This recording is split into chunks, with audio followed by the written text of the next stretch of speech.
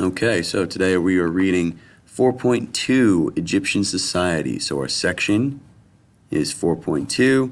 We'll be starting with page 1. Pharaohs unify Egypt. What is a dynasty? How did the ancient Egyptians choose rulers? We are looking for hieroglyphics, pharaoh, pyramid, and we're looking to answer the question. The first question is, what were the three main time periods in ancient Egypt? Egypt's first civilizations were small villages scattered along the Nile River. During these early days, Egypt was not united.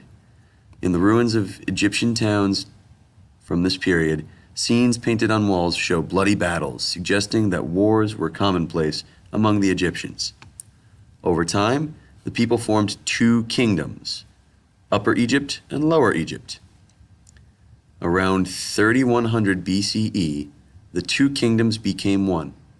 It is believed that Menes, king of Upper Egypt, led his forces into Lower Egypt and seized control. Menes unified the people living along the Nile into one nation and so became Egypt's first pharaoh or ruler. I can help you right here where it asks, what is a pharaoh? Egyptians believed that Menes and the pharaohs that followed him were not just kings, but gods on earth. That is one version of the story. Because these events occurred over 5,000 years ago, information about them is incomplete, and historians disagree about how Egypt became a united kingdom. Some historians believe Menes is a myth and that he didn't exist. In these historians' view, several kings helped unite Egypt. Others believed that the drawings and hieroglyphics from that period show Menes ruling Egypt for 62 years until a hippopotamus killed him. These historians claim that Menes founded Egypt's first dynasty or series of rulers from the same family. So hieroglyphics, if you click here, you will get the information that you need to know.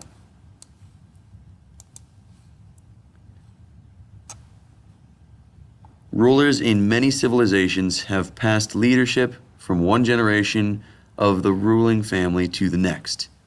Sometimes these transitions have gone smoothly, with the ruler's son or sometimes daughter assuming control after the ruler's death. At other times, disagreements over succession have led to bloody battles as families and outside forces have fought to determine who would be the next ruler. For 3,000 years after Egypt's unification, pharaohs from at least 31 different dynasties ruled Egypt. The pharaohs and their families had immense power over Egyptian society. Page 2. So the pages for these previous ones is page 1.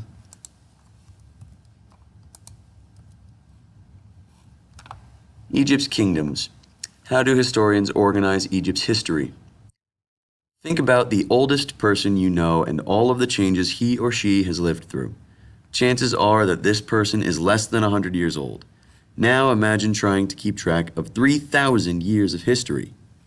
Historians today use Egypt's many dynasties as a convenient way to divide up its long timeline. They group these dynasties into three main time periods: the Old Kingdom, the Middle Kingdom, and the New Kingdom. So three main time periods. What were the three main time periods in ancient Egypt? So I'm going to go ahead and say that this is on page 2. And when were these times? They'll actually be listed right here.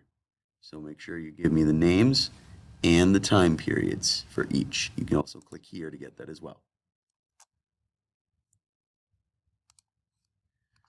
The time before the Old Kingdom is known as the early dynastic period. During this time, Egypt's culture was beginning to form, but the Egyptians had not yet built large cities. Between each major era were intermediate periods.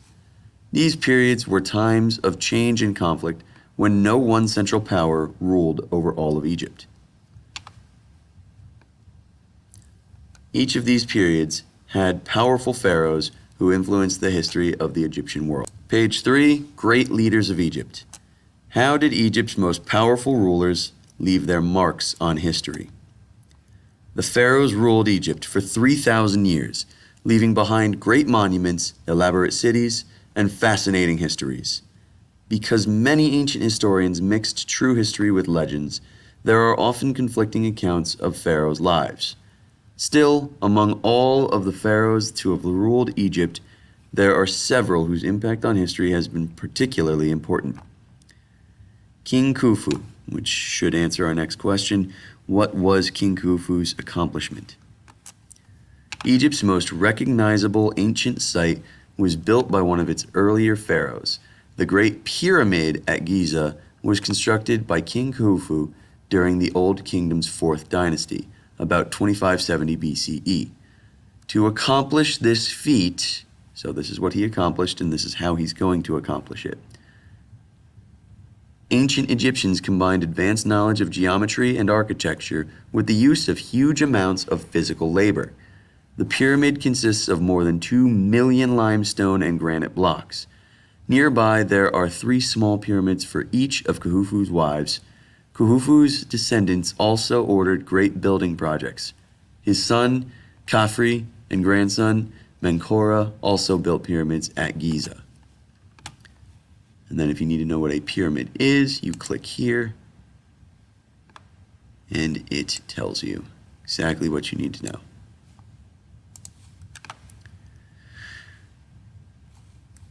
And so this is page 3. Hatshepsut and Thutmose III, a powerful pair. While men dominated Egyptian society, some women did become powerful. Queen Hatshepsut ruled for 20 years during the New Kingdom, becoming one of the most famous female pharaohs. Beginning around 1479 BCE, she became regent, or temporary ruler, for her young stepson, Thutmose III. Later, she named herself pharaoh alongside him. Ancient Egyptian depictions of Hatshepsut show her wearing a male clothing and even a beard. This indicates her power as a pharaoh. Her rule was a peaceful one, as Hatshepsut focused on trade and building projects. Artwork in Hatshepsut's temple shows a trading journey to Punt in East Africa. Items such as gold, ebony, and myrrh trees were brought back to Egypt. Hatshepsut also built temples dedicated to the god Amun-Re and remodeled her father's temple. However, her biggest achievement was her own burial temple. Deir al-Bahri, this temple in Thebes, is a large, carefully carved temple that is interconnected with an older temple for King Mentuhotep II and the temple of Thutmose III. Toward the end of her reign, Hatshepsut passed more power to Thutmose III. He ruled as pharaoh for more than 30 years after Hatshepsut's death. Thutmose's independent rule was different from his time sharing power with his stepmother. He was a successful warrior who conquered land from Southwest Asia to Kush, the land south of Egypt. His efforts helped make Egypt a great military power. These two powerful rulers shared power, but did they get along? The evidence is mixed. There are no records of conflict between the two during Hatshepsut's time as pharaoh. During his reign, however, Thutmose III began a program to erase all records of his stepmother's reign and dedicate all monuments built for her to the rulers who came before her. Historians have not pinpointed the exact motives for Thutmose III's actions against Hatshepsut, though it remains a mystery to this day. So what were the accomplishments of the two? You can find them in these 4 paragraphs. Things that they did. Not necessarily together, but things that they did. Ramses the Great, warrior and king. We're now looking for what was Ramses the Great's accomplishments. So again, this will be on 3, and this will be on 3. Another pharaoh also had great achievements as a soldier. Ramses II ruled Egypt from 1279 to 1213 BCE during the New Kingdom. His 60-year rule was marked by victories on the battlefield and great building projects throughout Egypt. Ramses fought major wars against the nearby Hittites and Libyans. He completed several temples inside the capital city, Thebes, and 6 temples in the distant land of Cush. He even built a new capital city named Pi-Ramesses, city of Ramses.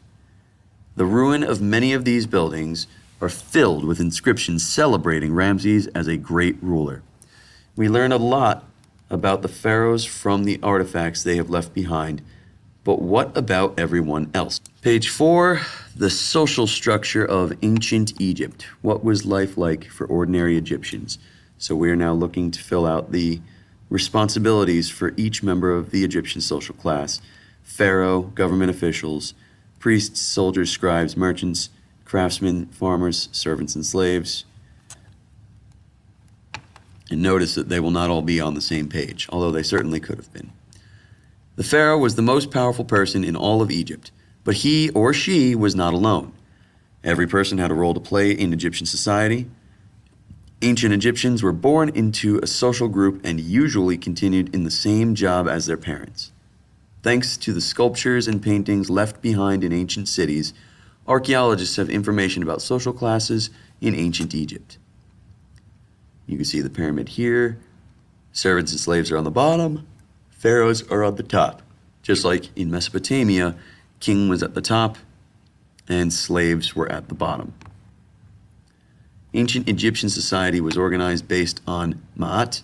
Ma'at was the proper order for society and was established by the gods when the world was created. Ancient Egyptians depicted Ma'at as the goddess of truth, justice, and order. The people believed that each new king reaffirmed this order of society because he represented the sun god and was therefore the closest to Ma'at. Therefore, Egyptian social classes were strongly tied to religious beliefs. So the responsibilities for the pharaohs can be found here and here. And so we know that we start with page 4.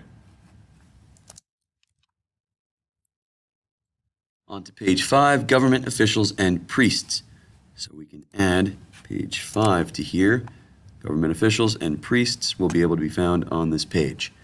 How did the pharaoh maintain control over such a large empire? The upper classes of Egyptian society usually worked directly for the pharaoh. These government officials and priests represented the pharaoh throughout the kingdom. Government officials. Government officials ran the kingdom and looked out for the needs of the people. The top government official was called the vizier. The vizier gave advice to the pharaoh and acted as the chief judge. Other top officials included the chief of the treasury and general of the armies. Beneath these top officials, many other officials carried out the day-to-day business of government. Governors and mayors led the governments in towns across the empire. They collected taxes, served as judges, and oversaw local building projects. Sometimes these officials would have to travel to the capital to meet face-to-face with the pharaoh and other top officials. Officials were usually from the wealthiest families and wore fine clothes. Often, the pharaoh would reward officials with gifts of jewelry. They also owned much of the land in Egypt. So that will all go for government officials. I just need a couple responsibilities. For priests, the Egyptian people considered the pharaoh a god on earth, but even the pharaoh could not be everywhere at once. To carry out rituals at temples throughout the kingdom, the pharaoh appointed priests. These priests performed healings, led ceremonies, and provided advice to the Egyptian people. Some priests worked closely with the pharaoh, giving him political advice. Others performed judicial duties in addition to their priestly duties, showing how closely tied religious life was to a civic life. These dual roles made priests very important and powerful figures in society. Like government officials, priests were wealthy. They often passed their jobs down through their families. Records show that some women became priests as well. They also show that priests often shaved their heads for cleanliness.